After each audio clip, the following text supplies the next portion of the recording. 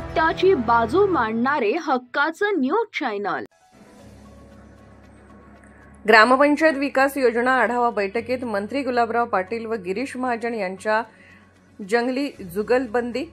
सरपंच आणि विरोधकांनी एकाच टेबलावर चहा पिला म्हणजे गावचं कल्याण झालंच समजा। विरोधकांना तुम्ही पटवलं पाहिजे। ग्रामपंचायत विकास योजनेच्या आढावा बैठकीत मंत्री गुलाबराव पाटलांचा सरपंचांना सल्ला।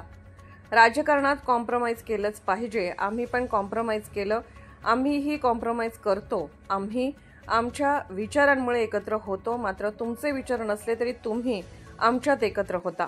गुलाबराव पाटलांचा गिरीश महाजन यांना उपरोक्त टोला। तुम्ही चांगलं काम करा, पुढच्या वेळेस तुम्हालाही चांगली संधी आहे। गिरीश महाजन यांनीही गुलाबराव पाटलांना काढला चिमटा।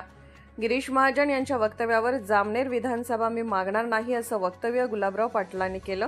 यावर गिरीश महाजनांनी घरातल्या घरातच भांडत राहतात, आपलंही कसं चाललंय। सध्या मोठमोठ्या पुढाऱ्यांमध्ये, बाप बेट्यांमध्ये, सून सासऱ्यांमध्ये, भावा बहिणीमध्ये भांडण सुरू आहेत। गिरीश महाजन यांचीही भाषणातून टोलेबाजी। सरपंच आणि विरोधक एकाच टेबलावर चहा पिली म्हणजे गावचं कल्याण झालं समजा। आता तुम्ही यार पटवलं पाहिजे विरोधकाला।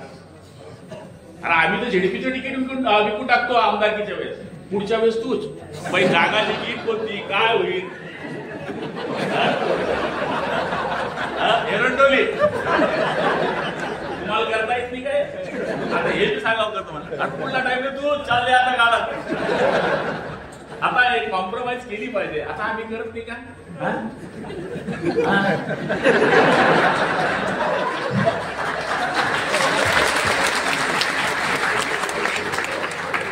आम्ही करतो ना, कॉम्प्रोमाइज करतो आम्ही विचारांमुळे एकत्र होतो। कोणी विचार नसले तरी आमच्यात एकत्र होता, हा प्रकार आहे। आपले तुम्ही चांगलं काम करा, पुढच्या वेळेला तुम्हाला संधी आहे। जामनेरचे बने